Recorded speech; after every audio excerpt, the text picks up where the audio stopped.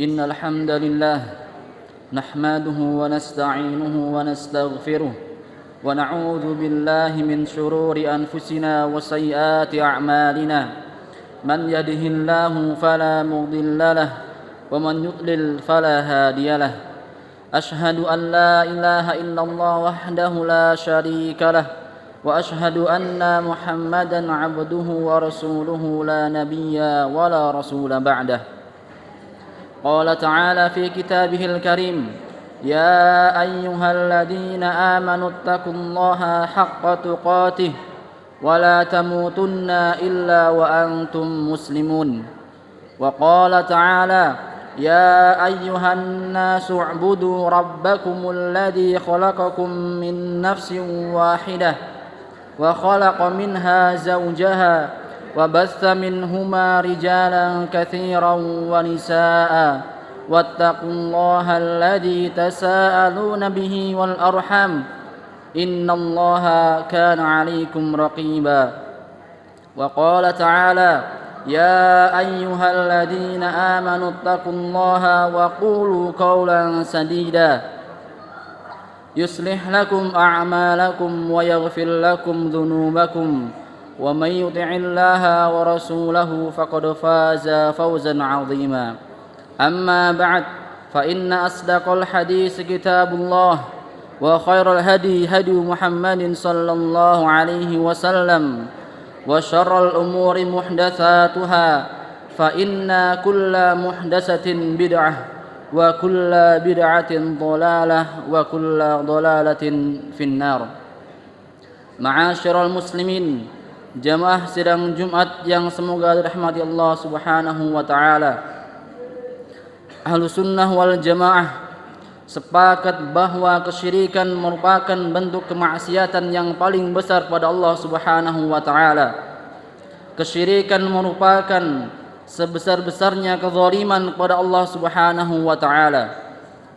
Kesyirikan merupakan sebesar-besarnya dosa yang tidak akan diampuni oleh Allah Subhanahu wa taala. Oleh karena itu, mengetahui tentang kesyirikan mulai dari dalil-dalilnya, dalil yang menjelaskan tentang bahaya kesyirikan, kemudian juga mengetahui tentang macam-macam kesyirikan adalah merupakan jalan agar kita bisa terhindar dari perkara tersebut dan menjauhinya sejauh-jauhnya. Ikhwani fillah rahimani wa rahimakumullah jami'an. Dan di antara dalil-dalil tersebut yang menjelaskan tentang bahaya syirik adalah firman Allah Subhanahu wa taala di dalam surat Az-Zumar ayat 65. Allah Subhanahu wa taala berfirman, "La in asyrakta la yahbatanna 'amaluk wa la takunanna minal khasirin." Kalau kamu melakukan kesyirikan, terhapus, gugur, lenyap amalanmu, dan di akhirat kelak kamu menjadi orang-orang yang merugi. Di dunia, seseorang merasa memiliki amalan yang begitu banyak. Dia merasa sudah ibadah kepada Allah Subhanahu wa taala dengan bermacam-macam ibadah, dan dia merasa sudah mendulang pahala yang begitu besar. Akan tetapi tidak ada manfaatnya ketika dia melakukan sebuah kesyirikan kepada Allah Subhanahu wa taala. Allah Subhanahu wa taala juga berfirman di dalam surat Al-Maidah ayat 72. Allah Subhanahu wa taala berfirman, "Man yusyrik billah faqad harramallahu al-jannah wa ma'wahu an-nar wa ma lidh-dhalimin min ansar." Barang siapa yang melakukan kesyirikan, maka Allah Subhanahu wa taala haramkan baginya surga dan tempatnya adalah di neraka, dan tidak ada penolong bagi orang-orang yang zalim.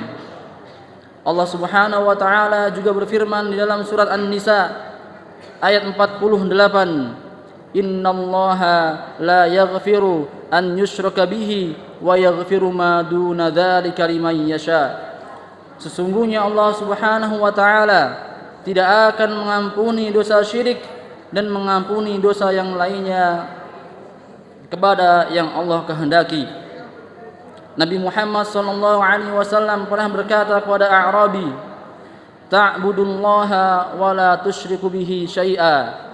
Sembahlah Allah, beribadahlah kepada Allah Subhanahu wa taala dan jangan berbuat syirik. Subhanallah. Kalau kita koleksi ayat-ayat Al-Qur'anul Karim, kalau kita kumpulkan hadis-hadis Nabi Muhammad sallallahu alaihi wasallam tentang bahaya syirik, sungguhlah banyak sekali. Oleh karenanya, hendaknya kita menjauhi perbuatan syirik. Karena kalau seseorang melakukan kesyirikan, hancurlah amalannya. Hajinya hancur, salatnya hancur, puasanya hancur, sedekahnya hancur, hancur semuanya, tidak tersisa ketika dia melakukan kesyirikan pada Allah Subhanahu wa taala. Dan syirik besar akan menghancurkan syahadat kita yang pertama, yaitu asyhadu alla ilaha illallah. Karena ketika kita mengucapkan kalimat tersebut, kita berikrar Allah lah satu-satunya sesembahan yang berhak kita ibadahi. Sedangkan orang-orang yang melakukan kesyirikan, mereka menjadikan tandingan-tandingan selain Allah Subhanahu wa ta'ala. Ikhwani fillah, rahimani wa rahimakumullahu jami'an. Setelah kita mendengar beberapa dalil tentang bahaya syirik, maka sekarang bersama-sama kita akan mengetahui apa saja macam-macam kesyirikan, sehingga kita bisa menghindarinya dan tidak terjerumus ke dalamnya. Dan khatib pada kesempatan kali ini hanya akan menyebutkan beberapa macam kesyirikan saja. Yang pertama adalah, di antara macam kesyirikan adalah tatayyur, merasa apes, takut ketiban sial. Nabi Muhammad sallallahu alaihi wasallam pernah bersabda, "At-tiyaratu syirkun." Tatayyur merupakan bentuk kesyirikan. Dia merasa takut ketiban apes, takut tertimpa nasib buruk, takut ketimpa sial. Kalau dia bangun rumah, tidak boleh menghadap timur untuk orang-orang yang lahir di tanggal-tanggal sekian.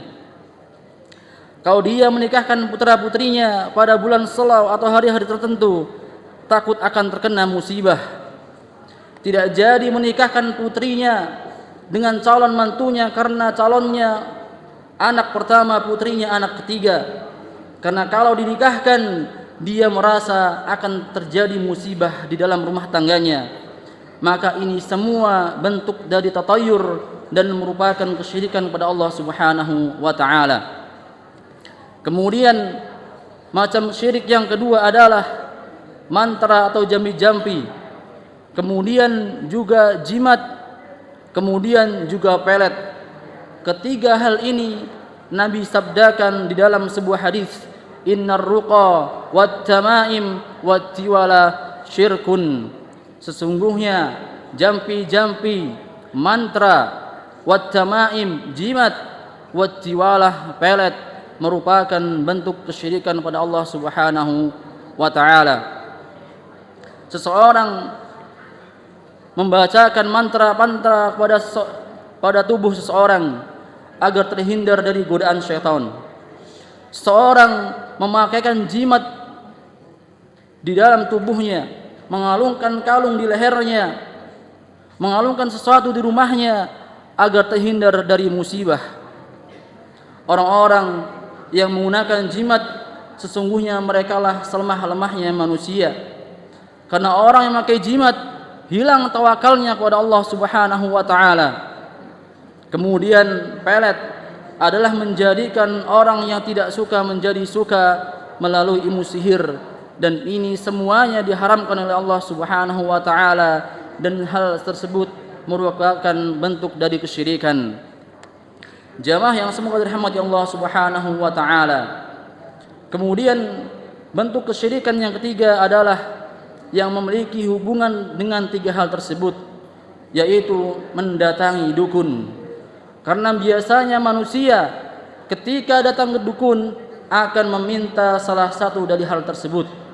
entah itu dia meminta jambi-jambi, entah itu dia meminta sebuah jimat atau dia meminta sebuah pelet. Di dalam Islam tentu ini dilarang oleh Allah Subhanahu wa taala. Kita memiliki yang lebih agung daripada dukun, yaitu Allah Subhanahu wa taala. Kalau kita ditimpa musibah, dagangan seret, terkena penyakit, ada yang hilang, janganlah pergi ke dukun, tetapi mintalah kepada Allah Subhanahu wa taala agar dimudahkan segala urusan kita. Dan sungguh ancaman bagi orang-orang yang berani datang ke dukun sungguhlah berat sekali, sungguhlah dahsyat sekali. Nabi Muhammad sallallahu alaihi wasallam pernah bersabda, "Man ata 'arrafan fas'alahu an syai'in lam tuqbal lahu salatu arba'ina lailan." Barang siapa yang mendatangi dukun dan dia bertanya tentang sesuatu, maka salatnya tidak diterima selama 40 malam. Meskipun hanya bertanya, meskipun dia hanya bertanya, maka bagaimana kalau dia bertanya dan mempercayai apa yang diucapkan dukun tersebut, apalagi melaksanakan segala perintah dukun tersebut, maka tentunya ancamannya lebih dahsyat lagi dari hadis yang pertama tadi. Nabi Muhammad sallallahu alaihi wasallam pernah bersabda, "Man ata 'arrafan aw kahinan fasaddaqahu bima yaqul faqad kafara bima unzila ala Muhammad." Barang siapa yang mendatangi dukun dan dia mempercayai apa yang ia ucapkan, yang diucapkan oleh dukun tersebut, maka dia telah kufur dengan apa yang diturunkan kepada Nabi Muhammad sallallahu alaihi wasallam.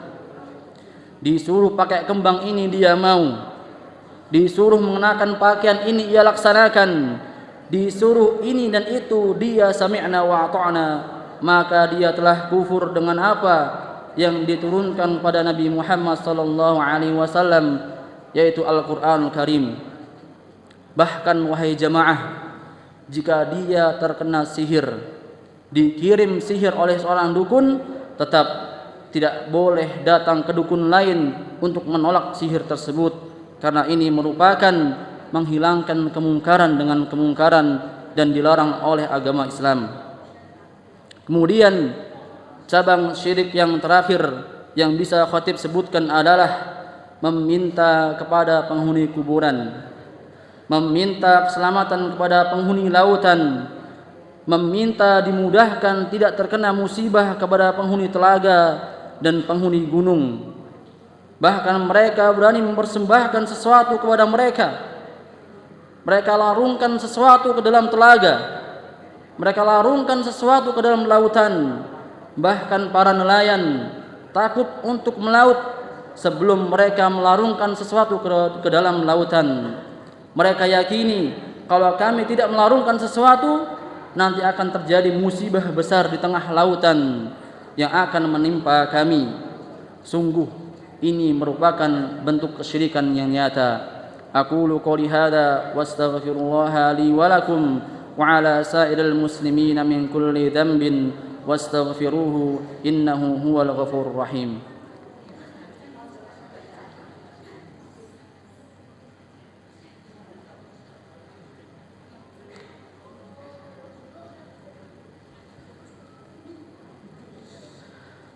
Bismillahi walhamdulillahi ala tamamihi bila tanahi, thumma assalatu wassalamu abada ala khitamil anbiya'i ahmada wal ali wa sahbihi wa kulli tabi'i, amma ba'd. Ma'asyiral muslimin, jamaah sidang Jumat yang semoga rahmati Allah Subhanahu wa taala. Allah Subhanahu wa taala berfirman, "Iyyaka na'budu wa iyyaka nasta'in." Hanya kepada Engkaulah kami beribadah, hanya kepada Engkaulah kami meminta pertolongan. Ini adalah ayat yang sering kita baca, sebuah ayat yang terdapat di dalam surat Al-Fatihah, yang setidaknya sehari semalam minimalnya kita membacanya 17 kali. Tidakkah kita sadar wahai jamaah, ketika kita membacanya kita telah berikrar bahwa Allah lah satu-satunya tempat kita menyembah. Kita telah berikrar iyyaka nasta'in. Kita berikrar kepada Allah hanya Dialah tempat kita minta pertolongan dan perlindungan.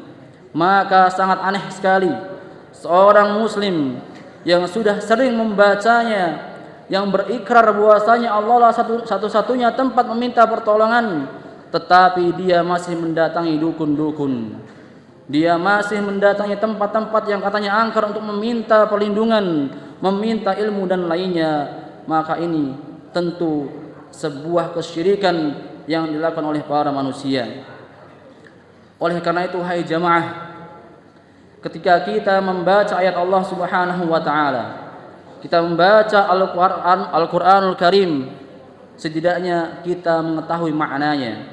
Kita membeli Al-Qur'an yang memiliki terjemahan, sehingga ketika kita membaca ayat, kita tahu apa maknanya.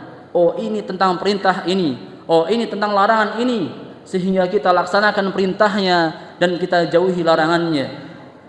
Sehingga kita makin mantap dalam mentadaburi Al-Qur'an, sehingga makin meningkat keimanan kita kepada Allah Subhanahu wa taala, sehingga setidaknya kita akan sedikit paham tentang isi Al-Qur'an.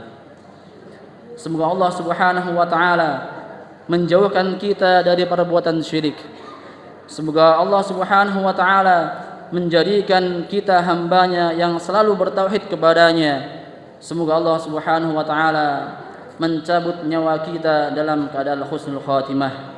Innallaha wa malaikatahu yusalluna 'alan nabi ya ayyuhalladzina amanu sallu 'alaihi wa sallimu taslima. Allahumma salli 'ala Muhammad wa 'ala ali Muhammad kama sallaita 'ala Ibrahim wa 'ala ali Ibrahim innaka Hamidum Majid. Allahumma barik ala Muhammad wa ala ali Muhammad kama barakta ala Ibrahim wa ala ali Ibrahim innaka Hamidum Majid. Allahumma ighfir lil mu'minina wal mu'minat wal muslimina wal muslimat al ahya'i minhum wal amwat innaka sami'un qaribun mujibu da'wat. Allahumma inna nas'alukal huda wat tuqa wal afafa wal ghina. Allahumma inna nas'alukal huda wat tuqa wal afafa wal ghina. Allahumma inna na'udzubika an nusyrika bika syai'an na'lamuh wa nastaghfiruka lima la na'lamuh. Ya muqallibal qulub tsabbit qulubana ala dinik wa ya musarrifal qulub sarrif qulubana ala ta'atik. Rabbana atina fid dunya hasanah وفي الآخرة حسنة وقنا عذاب النار وآخر دعوانا أن الحمد لله رب العالمين.